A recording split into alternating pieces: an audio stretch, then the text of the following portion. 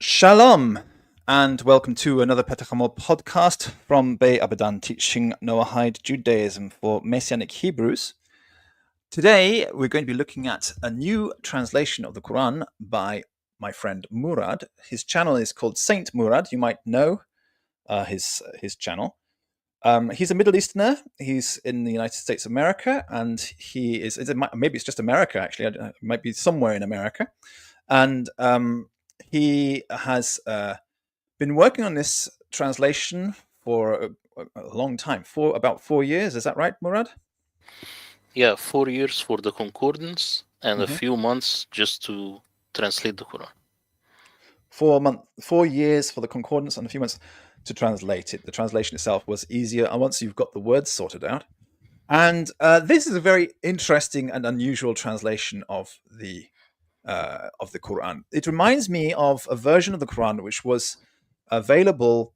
I know it was available in 1996, but I think it was banned and has been burned and everything since then. And it was a word-for-word translation done by I think it was an Egyptian doctor and his daughter who worked together on this and published that. And I always wanted to get hold of one of those copies because it really sort of highlighted that there's some kind of serious problem when you try to use Arabic, standard sort of Quraishi Arabic or any modern dialect of Arabic to try and understand the Quran, because it didn't seem to make sense. And I was really wanting to get that because it seemed like a very good scholarly work. That's gone. I don't know where that's gone anymore. I couldn't get access to that. And when Murad sent me this and I opened it up and have a look through, I was very pleasantly surprised because it is exactly a word-for-word literal translation of the Quran as it appears, as if you were reading it as an Arabic speaker. And this is really important because a lot of the time people think that in order to understand the Quran, you have to be an Arabic speaker, a native Arabic speaker. And what Murad has done here, Murad is a native Arabic speaker, but what he's done here is he's shown you exactly in English as it would appear to you if you were a native Arabic speaker. This is what the Quran actually reads as if you were a native Arabic speaker. I'm very, very glad that somebody finally did that because it really exposes something which is not really well known outside the Arabic audience, and that is fundamentally that the Quran does not make sense to Arabic speakers. So I'll let Murad take over the show at this point. Murad, you can tell us more about how long you're working it, how you set about it, and I'll put up on screen while you're talking. I'll put up on screen the translation that we have here. Thank you. Take it away, Murad. Yeah, thank you very much, Hachan Jou, for having me on your channel. No problem. This project, how it began, is that I wanted, as you know, if you have an iPhone, how would you understand it? You would not get an old knife and try to cut it apart. You will get someone who actually knows what he is doing. He will get the right tools, and then he will take the device apart and look at every single component on its own. So I said, let's take every single word in the Quran into a concordance. Let's get the words that look alike into the concordance. Let's get the synonyms close to one another. After that, the next step was to look at the very subtle differences between these synonyms. Because, of course, any Quran translator, most of the time, sadly, they are very clumsy when it comes to synonyms. They will say, well, it's just the same word. And they will give you one English word for maybe 3 Arabic words. So just doing it this way got a lot of surprises to the surface. For example, the word nasakha, it's in the Quran 4 times. And if you look at any English translation, you will find that one time it's inscribe with the tablets of Moses, another time it's abrogate, and another time it's write down. Actually, the word nasakha, there is a common theme in all these 4 words. What is the common theme? The Quran translators usually do not know and do not care. Because if they want to understand the word nasakha, they open Tabari, they open Bukhari, they open also Qurtubi, they open books for people who were Persians, who were not even fluent in Arabic. And the Quran, like, I know that it's not Arabic at this stage. After translating it, it's so strange so weird in Arabic. Even the syntax doesn't make sense. It's like if you look at a game of football and then you watch a game from 1986 and you want to impose the VAR, which we have today, on to the old match. It's not going to work. You cannot superimpose rules that you made up later. So these Persians made the Arabic rules and then superimposed them on the Quran. They Arabized it. They ruined it. So after I created this concordance, as I told you, a lot of surprises came to the surface, and the standard Islamic narrative, it started to fade away even more, just doing this technique. And I said to myself, I will never touch the sin, never touch the standard narrative at all. So actually, I never opened Al-Tabari or Al-Baghawi or these people, because people say you can never understand the Quran without these interpretations. I said, well, fine, very good. I am happy that you said that, because I like such a tough challenge. So I said I will never open them. I will just look at the Quran. If I do not understand the word, I will find it in every single context in the Quran. The Quran is not a small book, it's big.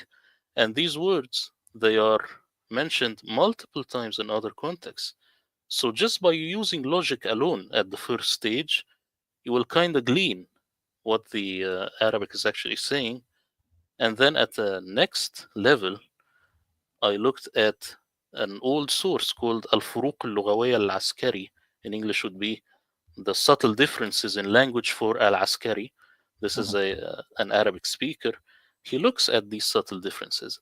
And what's funny, when I open the Arabic dictionary, you will find that it gives you a distinction. It tells you, well, Lughawiyan, it means this, meaning linguistically, this word means this, which is something very pure and very simple. But istilahan, and this istilahan, this word, it's kind of devilish. The word istilahan, and then it gives you the standard Islamic narrative meaning, which has nothing to do with linguistics. So linguistics actually go against the standard narrative, you see? Absolutely. This is why, we've been on this channel, not this channel, we've been on the internet for I know I've been on for decades. I don't know how long you've been on the internet in total, but we met in 2000, wasn't it? And so for the past 5 years, it was during lockdown that we met. And for the past 5 years, there was a lot of interest in us saying that, or people like us saying that the standard Islamic narrative doesn't make any sense. The Quran is not clearly Arabic, as people say. It's clear, beautifully spoken Arabic. It's perfect and easy to understand. And for people who have any kind of sort of academic level of knowledge of Arabic, that's not just people who have got a tourist level of knowledge, but you don't have to be a fluent Arabic speaker in order to have an academic knowledge. It means some kind of educated, in-depth grammatical analysis and understanding of the vocabulary. You start to realize that things don't really make sense. And if you have honest Arabic speakers, they also will say, look, this is not really making sense. But then you've got the whole weight of the establishment. Let's call it the establishment. I have a problem with the establishment of any religion. But then you've got the establishment of Islam, where everybody who is a believer in the establishment of Islam is saying how beautifully clear it is and how easy it is to understand. But they are always referring to some tafsir to try and make sense of the Quran. And they really are not they're not able to understand it as native Arabic speakers. And I say that that's because it's not in Quraysh dialect. The Quraysh people may have come along and said, oh, this is Quraysh, and they've made up all the rules and tried to twist and turn and do somersaults backwards through hoops to try and make the Quran make sense in that Arabic dialect. I've always said that it's Judeo-Arabic, and it can only make sense if you are reading it as a Jew would read, say, Yiddish, and rather than a German reading Yiddish. The languages are both Germanic languages. A German can read Yiddish. It's got a lot of strange words in it which the German won't understand, because, they can't read the Yiddish alphabet. But if Yiddish was written in in a regular European Roman alphabet, then German could read it and would understand so many words, but there are plenty of words which they wouldn't understand because they are Aramaic words, they are Hebrew words, Syriac words, and they wouldn't be able to understand the meanings of those words. But in general, they could understand the German, but it would have a very different meaning to a German than a Yiddish speaker. The same is true with the Arabic of the Quran. Yes, those words have a meaning in Arabic, but it would have a very different meaning to a Judeo-Arabic speaker who has got all the Jewish context in their head and understands all the Aramaic words and the Syriac words and the Hebrew words. And it just has a very different meaning. So what Murad has got here really is an exposition of the problem. He's exposed the problem. Now he's using the Hafs through Asim version, which means he's looked at the harakah. He's looking at the harakah. The harakah, just to remind people, are the little diacritical markings. If I look at these words from the on screen here, you have the basic sort of body of the word. This is the basic structure, the basic body of the word here. And then you've got these little extra symbols on top, which are called the harakah, which give pronunciation. So the harakah is actually different depending on which version of the Quran you're using. And I think if you want to know how many versions of the Quran there are, you're going to have to talk to Jay Smith on that, because it's something which he knows more about than I do. Unless Murad, do you know how many different versions there are? I think he said there were. I think he said that there was. Yeah, go on. 37 maybe. 37, yeah. There are 37 in existence today. And I think he was doing a show once where he showed that in the past, the records of how many different versions there were, he managed to identify up to something like 700 different versions. But 36 versions exist today. And most of those differences are in the harakah. So it's very important to know which version of the Quran you're using. And so he's using this version of the Quran. That is the Hafs through Asim version of the Quran. And it is the most popular version of the Quran, also known as the Cairo edition, I believe. And it was popularized from 1920s onwards. They've managed to popularize this to be like the one and only version of the Quran. But it's not actually the one and only version of the Quran. There's so many different versions to do with harakah. And it was popularized. This version was popularized because there was a computer scientist, Rashid Khalifa, who was trying to, I think, find a version of the Quran which had something special about it, and he found that there may be some kind of pattern to do with the number 19 in this particular version, and so he popularized this version, and that's why this version of the Quran became so popular around the world. But the other versions of the Quran dropped by the wayside and are still available, but they are not as popular as this version. So he used this version, and that's good because it's the most widespread version, and then you can start to see the translations there. Now, he's got his preface there. He introduces himself in the beginning. He explains the background. You can read all that in the book. And then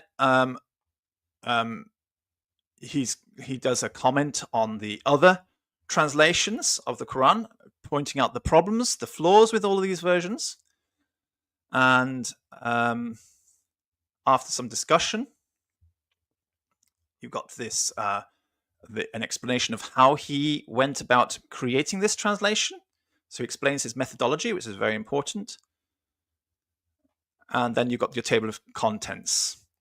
So the opening surah here, he begins Surah Al-Fatiha, the first one. And it's very straightforward. By the name of Allah Al-Rahman, the Merciful. The praise is for Allah, Lord of the worlds, Al-Rahman, the Merciful, owner of the day of conviction. Thee do we serve and thee do we seek assistance. Guide us the straight path, the path of those whom thou hast graced over, not the ones angered over, nor the errant ones. And this is really very much word for word, literally what it says in Arabic. When you have that, the first phrase is Bismillah ar-Rahman ar-Rahim. And it says, Alhamdulillahi Rabbil Alameen, Ar-Rahman Ar-Rahim, Malik Yawmiddin, Iyyaka na'budu wa iyyaka nasta'in, Ihdina al-sirata al-mustaqim, sirata alladhina an'amta alayhim, ghayr al-maghdubi alayhim, wala ad-dallin. That's basically word for word literal translation here. And there are some problems. It doesn't really make some perfect grammatical sense, especially this one. Guide us the straight path. That's exactly what it says. There's no preposition here at all. You want to say something? No, I was just gonna say that this is exactly it, the way it is in Arabic. Guide us the straight path. اهدنا الصراط المستقيم. Not إلى, not على. Exactly. Yeah. And this is something which people miss because they are reading interpretations of the meaning rather than the literal words, and they think that this must be some kind of beautiful Arabic. This is a problem, really. In the very first surah of the Quran, there's a problem. If you're trying to read it in the Quraysh Arabic dialect, it doesn't really make sense. And you can't say, well, this is the beauty of the Quraysh dialect. That's how they said things in the Quraysh dialect. That's a special way. Because nobody really knows. Nobody has ever really spoken this dialect, apparently, except for the Persian grammatarians and linguistic specialists who explained it for us. Persian, mind you. We should mention that the only people who were ever able to understand and explain Quraysh Arabic were Persians, and that's very curious. straight off the bat, that's a very big problematic thing there. Conviction here. This is interesting. Deen, Yawmiddin. Now people would say, like, Deen. This means religion, doesn't it? And you've got it translated there as conviction. So this is the word you think is this is how the word is used in Arabic. Can you explain more about that? Well, you see, when I found this word, I was very pleased. In Arabic, when you say mudan, it's in a court setting. Then if you steal something, then you have to be convicted. This is just negative. So deen in Arabic is only negative. And the other meaning would be a positive conviction. So when it says lakum dinakum waliya deen, meaning you have your convictions, you have your beliefs, I have mine.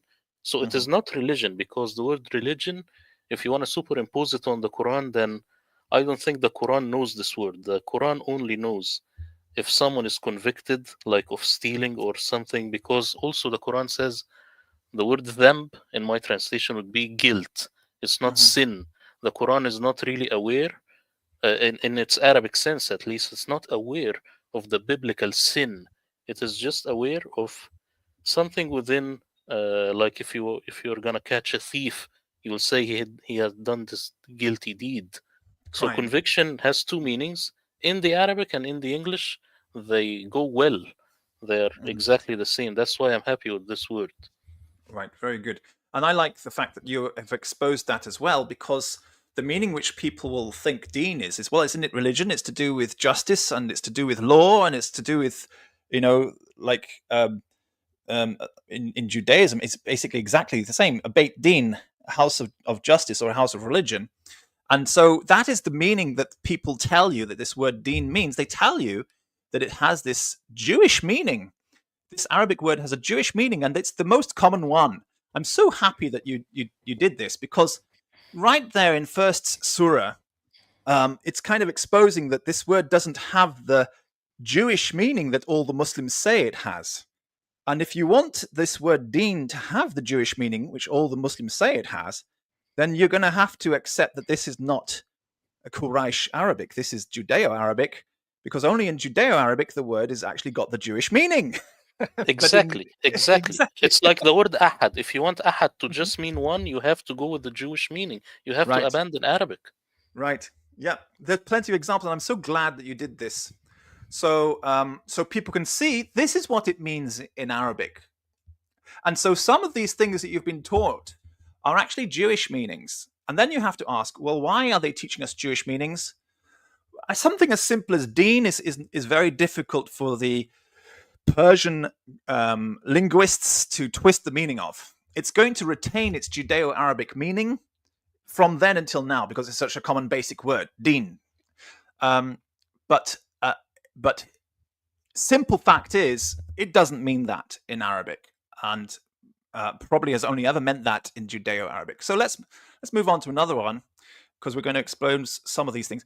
This is an example. This is a very good example of what we mean when you say it just doesn't make sense. So this is the Surah 2. It starts with Alif Lam Mim. Dhalik al-Kitab la rib. Yeah, my pronunciation is horrible. But it says this first word, Alif Lam Mim, you've put there the question mark there in red, in brackets there. Because I suppose you couldn't find or decide any word which really satisfied the meaning of Alif Lam Mim. Is that correct? Exactly. So it's not in the Arabic dictionary. It doesn't make any sense. And let me tell you that in the Arabic, the way it's written, it's not Alif Lam Mim. No, it's Alim. It's connected. So when people read it Alif Lam Mim, this is some kind of mistake or fraudulent the way they read it. So it's Alim. And it doesn't make sense in the Arabic. And if people don't know what we're talking about, let me show them. Because when you write, if you're going to write out letters in Arabic as opposed to spelling a word in Arabic, it's going to look very different. Let me bring up an example so you can see in the Arabic what is actually written there.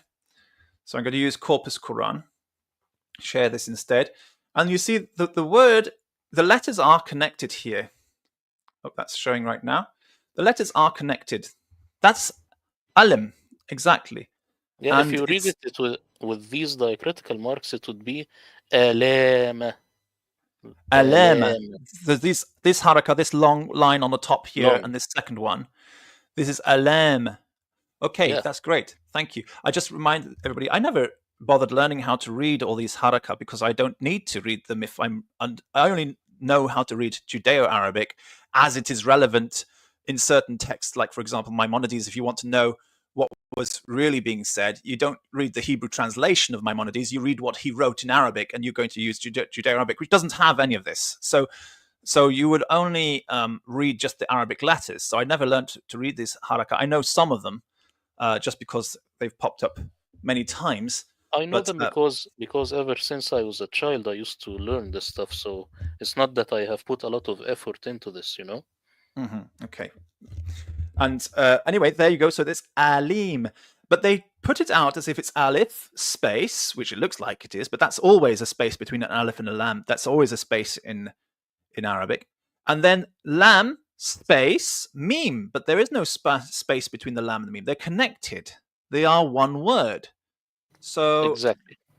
What does that word mean? They try to separate them to give it more esoteric meaning. But in reality, it's alama, and we do not know the meaning of it. And they don't know alama, and they don't know the meaning of it. It seems like it might refer to the passion of the Christ, which is pain, as far as I know. But that is not Arabic. That's a different dialect. So it may be the passion of the Christ, alama, the passion, the pain. It sounds like that. It sounds like pains in plural. It sounds like that. Sounds like pains in plural, which doesn't make sense, isn't it? Why would it say pains? That is a writing of no suspicion. It's like, what are you talking about? Pains. Pains. That writing no suspicion, in it a guidance for the forefenders. What? Who believe by the absence and upstand the prayer and expend from what we have provided them, and who believe by what has been caused to descend unto thee, and what has been caused to descend from before thee, and are certain by the last one. Those are over guidance from their Lord, and those are the cultivators. I was like, what? What on earth is going on here? But the reason it doesn't make sense is not because Murad doesn't speak English very well, or because he's confused and he hasn't. It's because he's giving us in the English audience the sense of what it actually means to a native Arabic speaker today. This is what it actually means. And don't be deceived when anybody comes and says, no, it clearly means something else. This is what it literally means to a native Arabic speaker. It's weird, it's convoluted, it's unusual, and that's because, very clearly and very simply, it's not written in Arabic as we understand it. Lisan Arabi Mubin, they translate it as being a clear Arabic tongue, a clear Arabic speech. But Lisan Arabi Mubin I don't know how you translated mubin, but mubin is mevin in Hebrew, and it just means intelligible Arabic. So if you say lisan, leshon, Arabi, mubin, it means intelligible Arabic in Judeo-Arabic. So it means that they haven't tried to write this in Arabic. What they've written it in, I always argue, this is a Judeo-Arabic audience has written this, and they've written it in a Judeo-Arabic dialect which is intelligible to them. Hence, they call it Leshon Arabi Mevin, which is basically what they're saying, but that's translated as Lisan Arabi Mubin. How did you translate Mubin? Is it the same meaning exactly? Well, mubin, it's kind of strange because I think in Arabic the word mubin, the way we pronounce it is not correct, because in Arabic you have bayan, and bayan I now know that it means evidence. So I think what it's saying, it's mubayyan. It should be written as mubayyan, lisan Arabi mubayyan, meaning provided with evidence. So bayan would be evidence. This is the word evidence. So like I have it as evident Arabic tongue, but this is because I have to corrupt it as Hafs corrupted it. Okay, so that's how it goes on. So let's move on a little bit more. I like to look at this, and let's put this in here. Surely those who covered, continuing from the previous verse there, and from those are over guidance from their Lord, and those are the cultivators. Surely those who covered it is even over them, whether thou hast warned them or hast not warned them, they do not believe. Allah has sealed over their hearts and over their hearing, and a superimposition is over their sights, and for them is a great torment. I mean, you just got to the end of this, of what appears to be the sentence, and you've already forgotten the first part of the sentence. Like, what?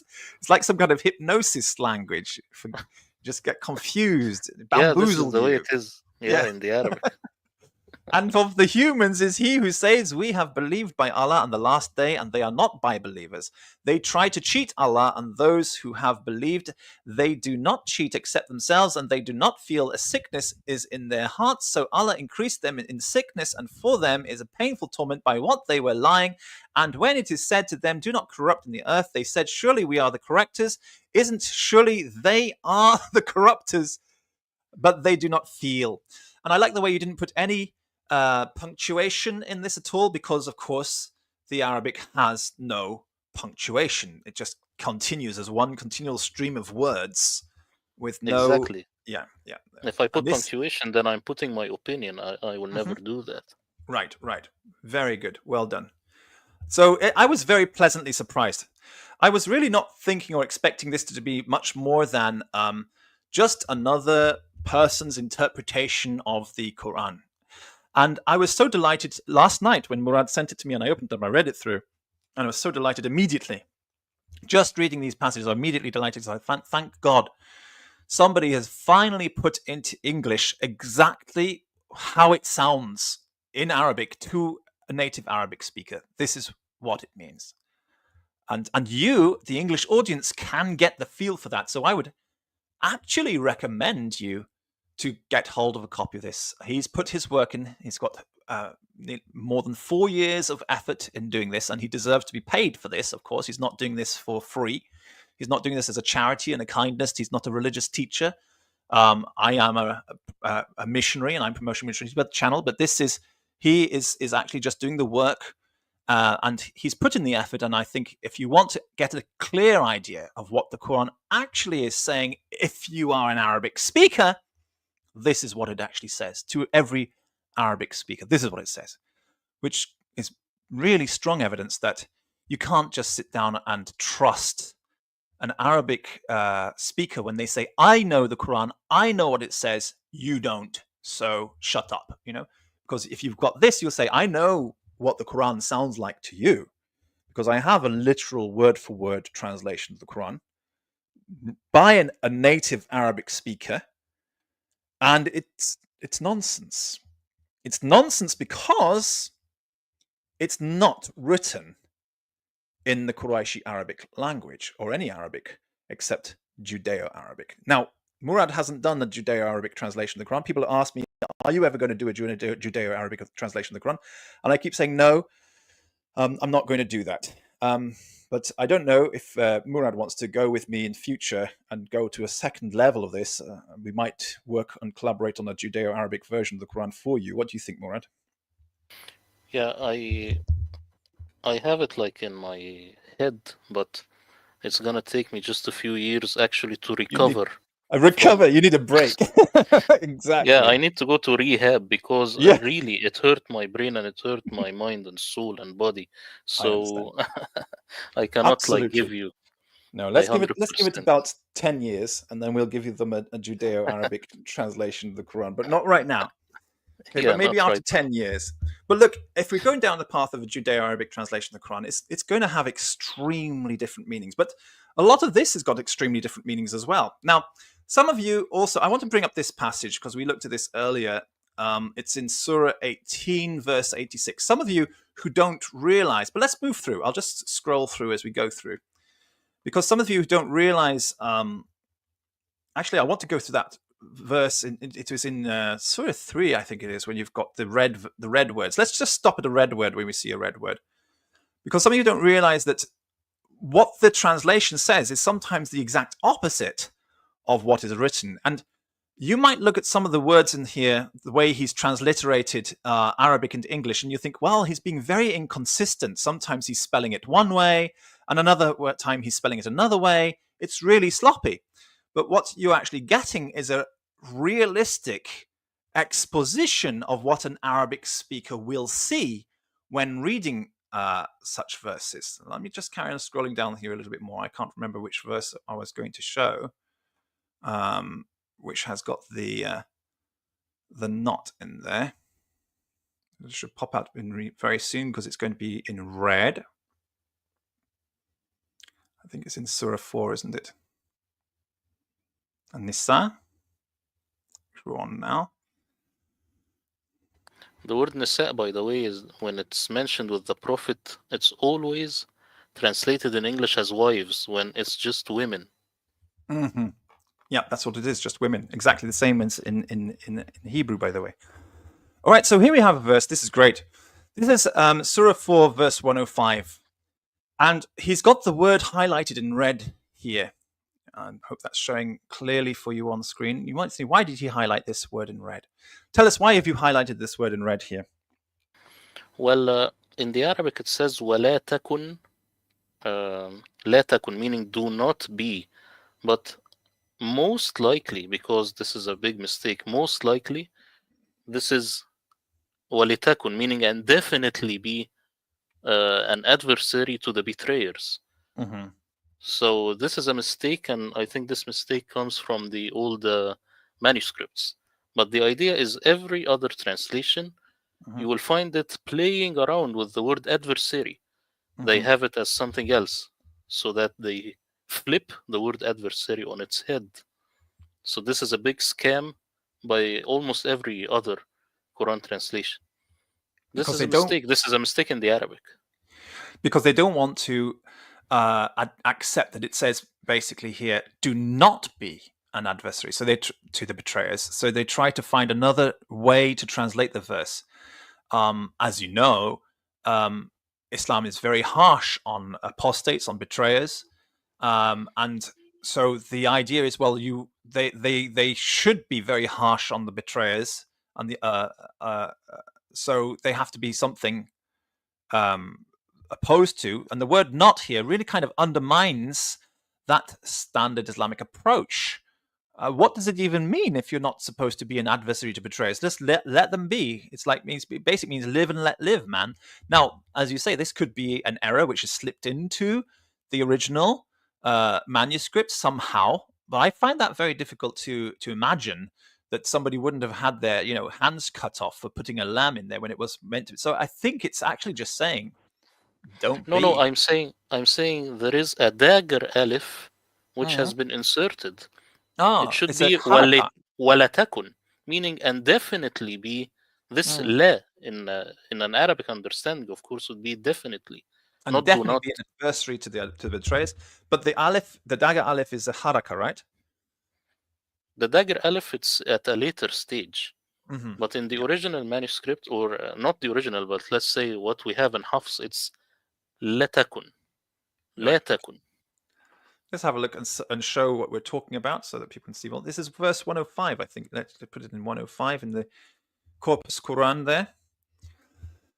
For 105, 104, and 105.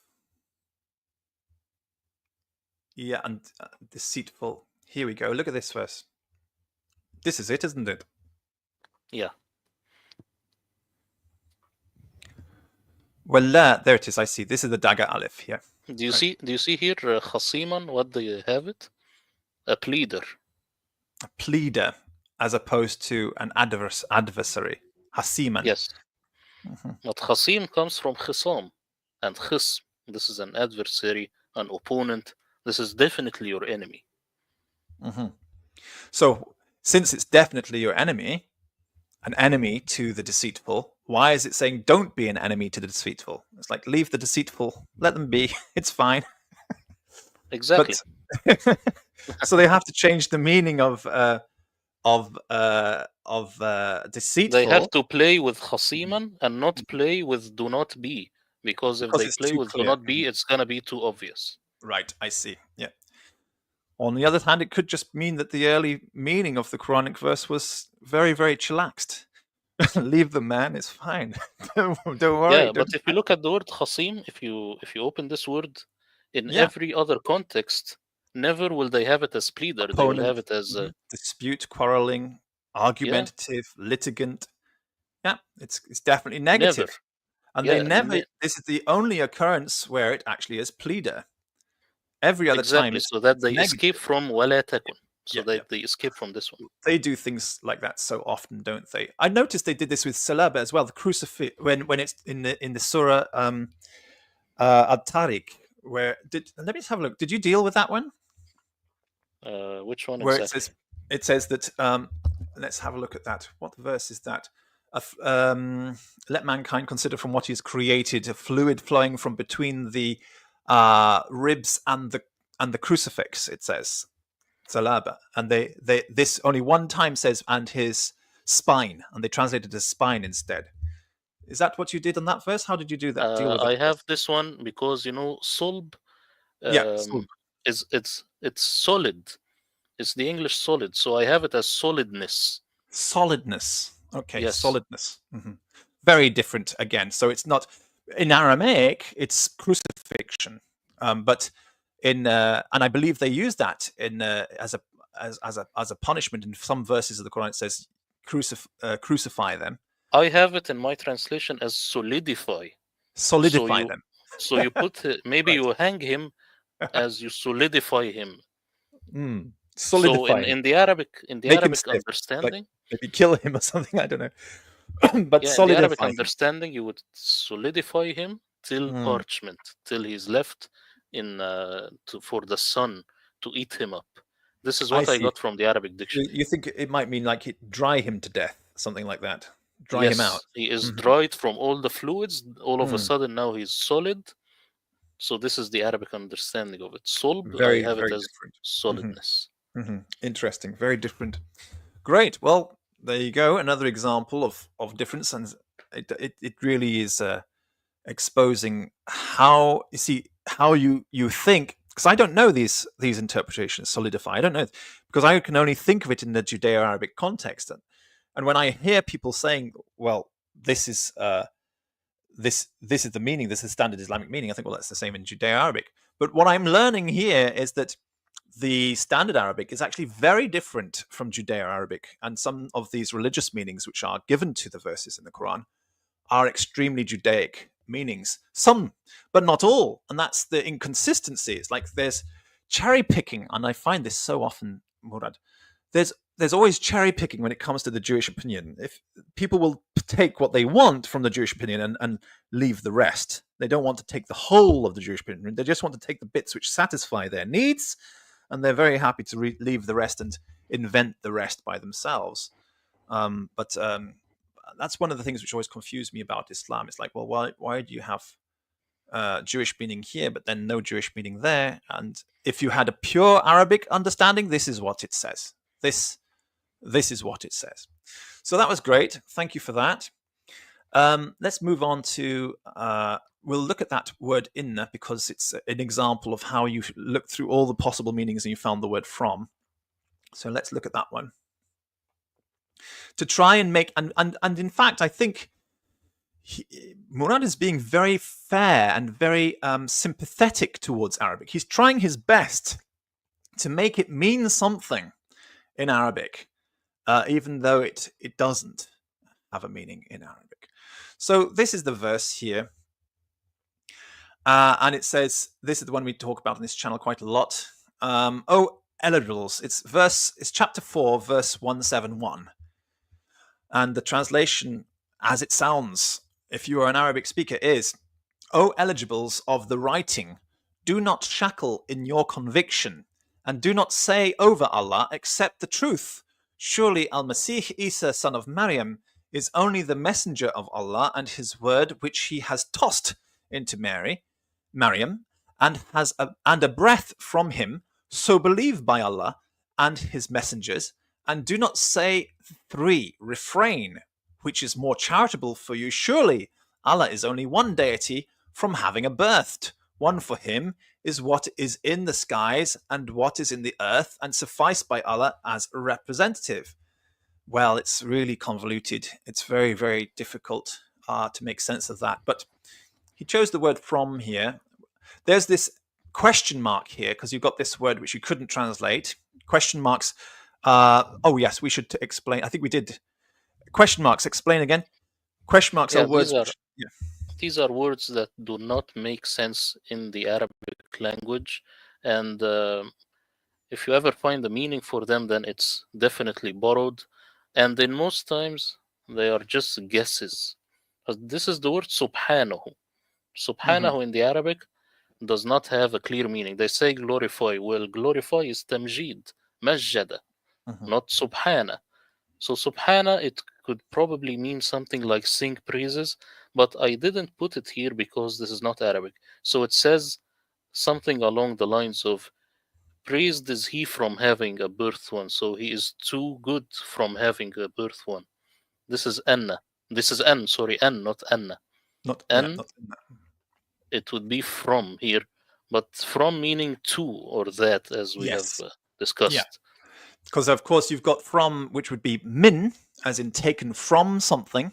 But this is not that from. This is a different from. And Murad struggled to decide. And he had a long think about what word to use consistently throughout the Quran when he translates the word an. And we'll share the example. Where is the example? Yeah, here's the example. We'll share the example here. So when you go to look at the possible meanings of the word an, it's got here the 578 occurrences of the word as spelt like this, with this particular haraka, as you can see on top here. When it appears like this, it's pronounced an. And so he had a look through and he chose the meaning from. This is the word he chose. I would choose a different word, but he chose the word from to be consistent with every other use in the Quran. So it's got one meaning all the way through, which is similar to that and to, but it's from is, for example, don't stop me from going outside. Okay. In this case, it doesn't mean I'm taking me out of something to go outside. Don't stop me from going outside. It's merely something like, don't stop me to go outside. But if you say to go outside, it's bad grammar. You'd say don't stop me from going outside. But it's the same meaning exactly as don't stop me to go outside. Or don't stop me that I go outside. Same sort of meaning, but it's bad grammar. So you can say in English, don't stop me from going outside. Same meaning as that and to. And the word he chose was from.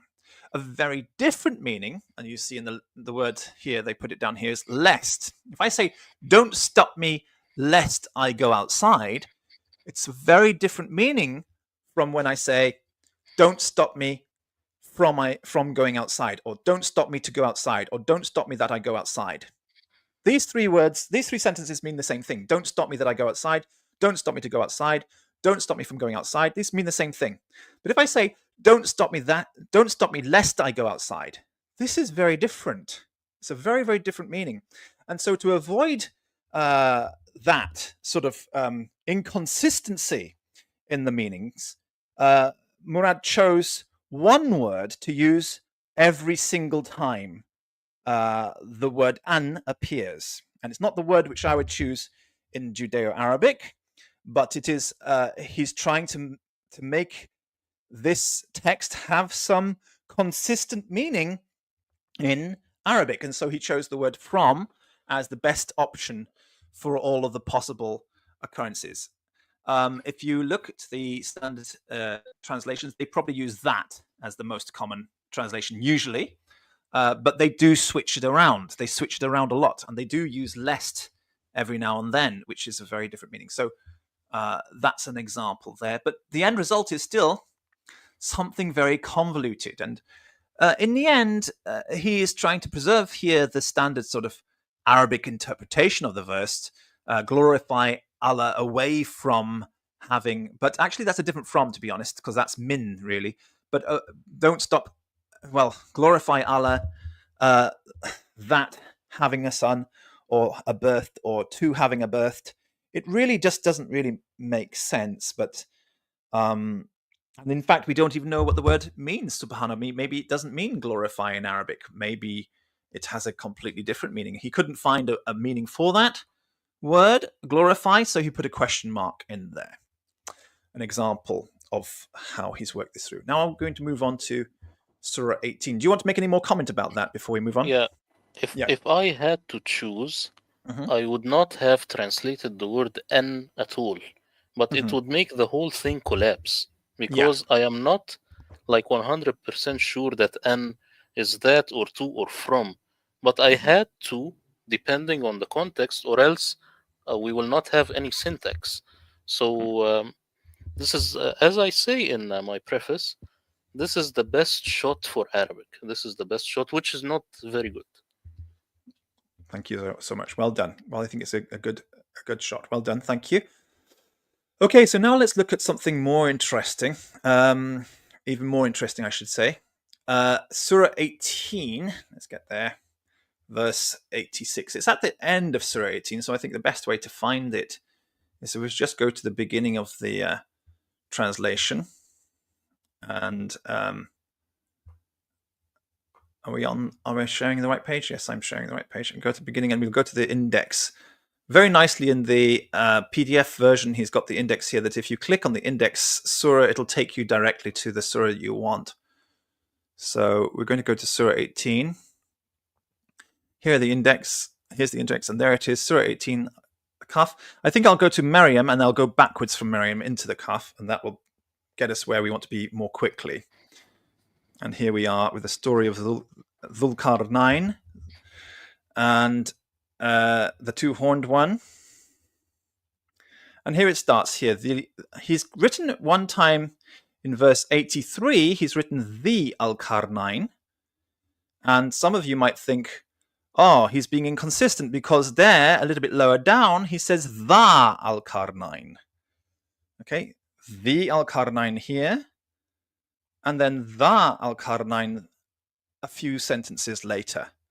And you think, oh, Murad, you've made a terrible mistake. Your English is bad, or your grammar is wrong, or your spelling is wrong, or you didn't use your spell check.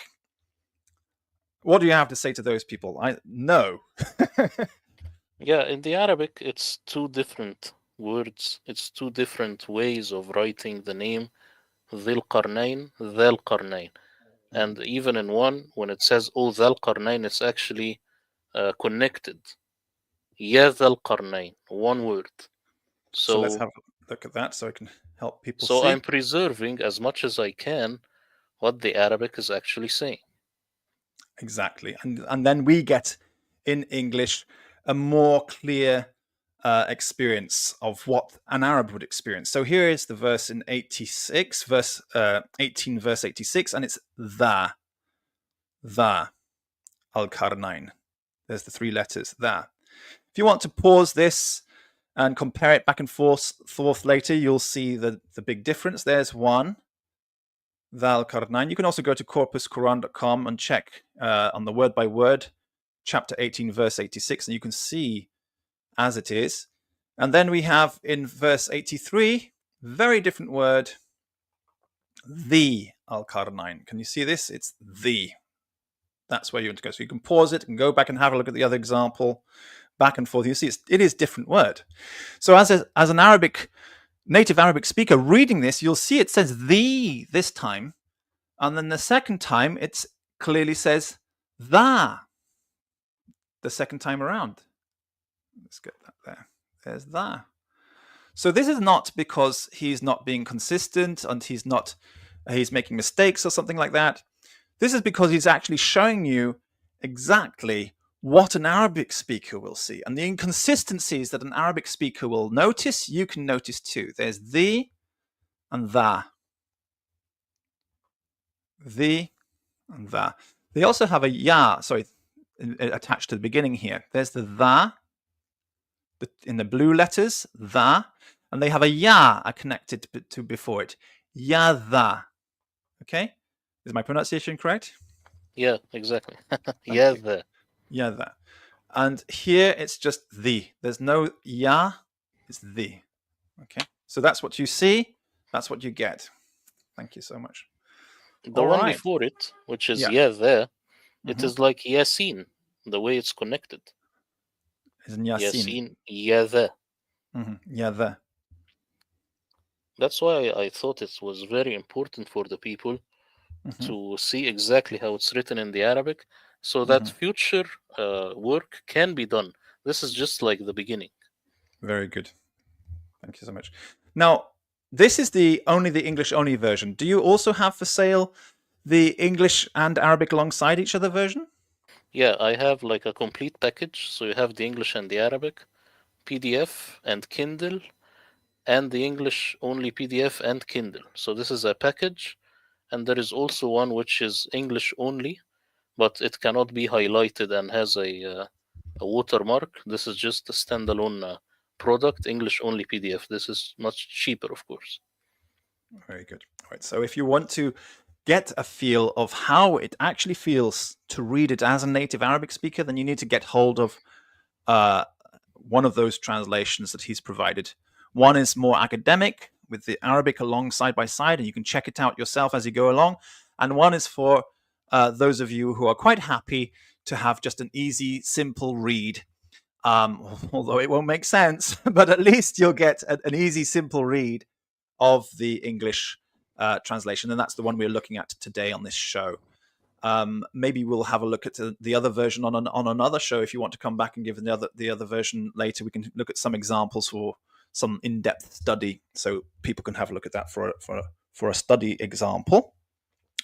Yes. And as I said, hopefully, one day, well, you can always, just in case anybody wants to know, you can always write to me and ask me, what is the Judeo-Arabic interpretation of this verse? And I will always be happy to tell you, okay, this is the Judeo-Arabic reading of this verse. Judeo-Arabic is great. I don't know why people haven't focused on it beforehand.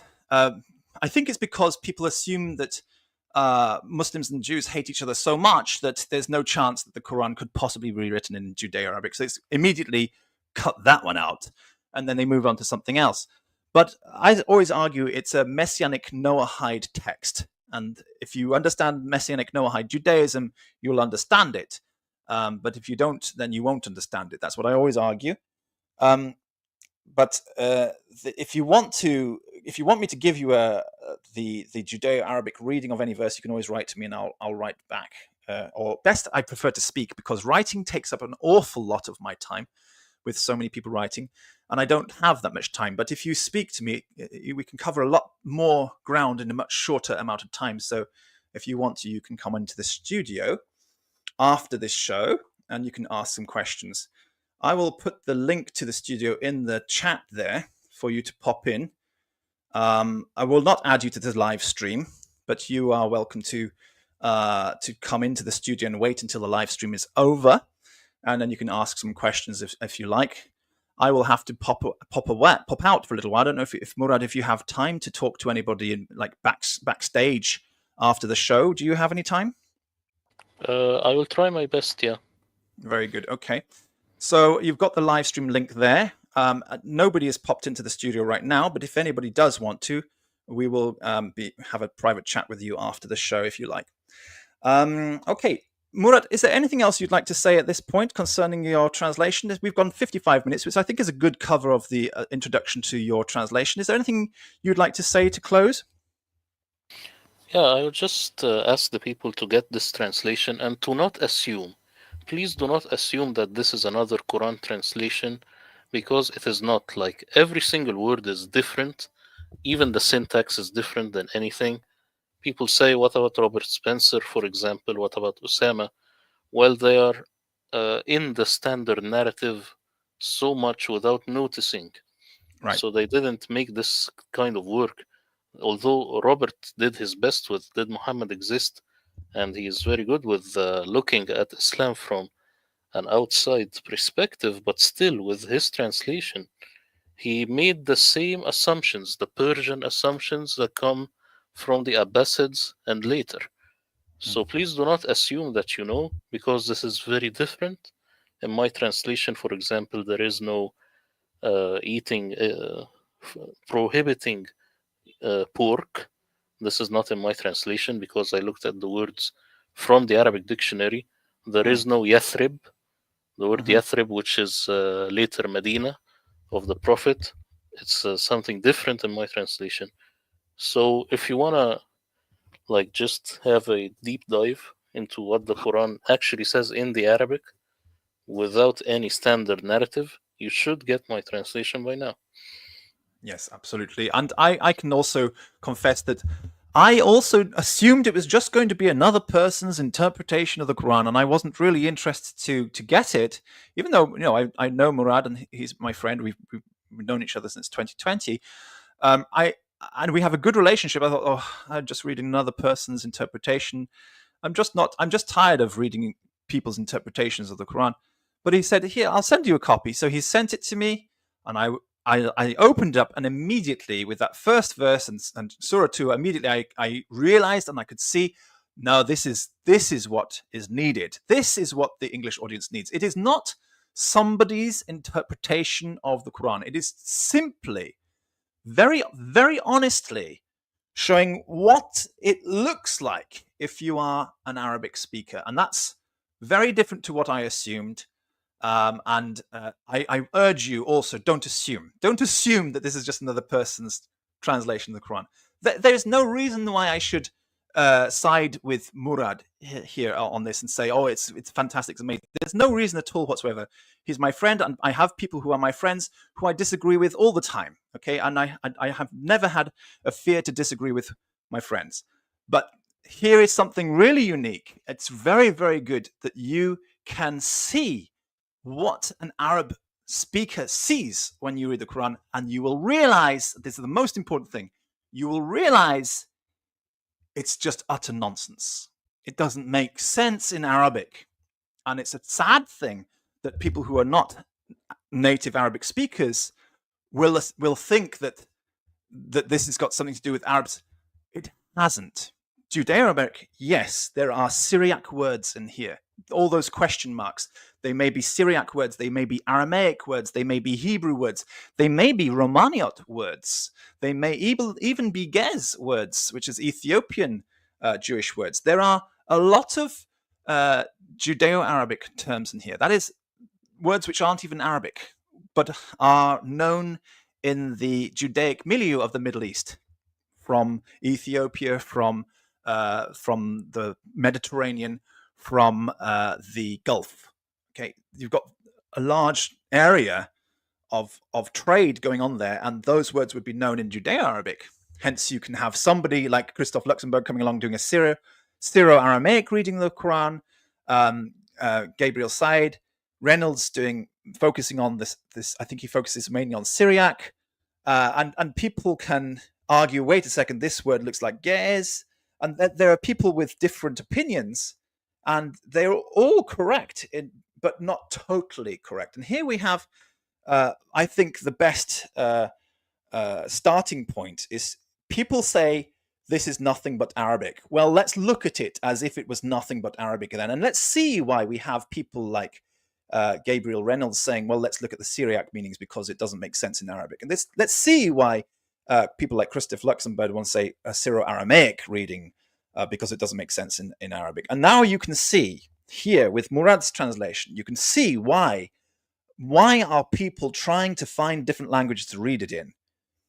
And that's what you will get if you actually buy Murad's copy there. And I think it's a very good good start. All right, well, that's it for today. Thank you so much for watching. We've hit 1 hour.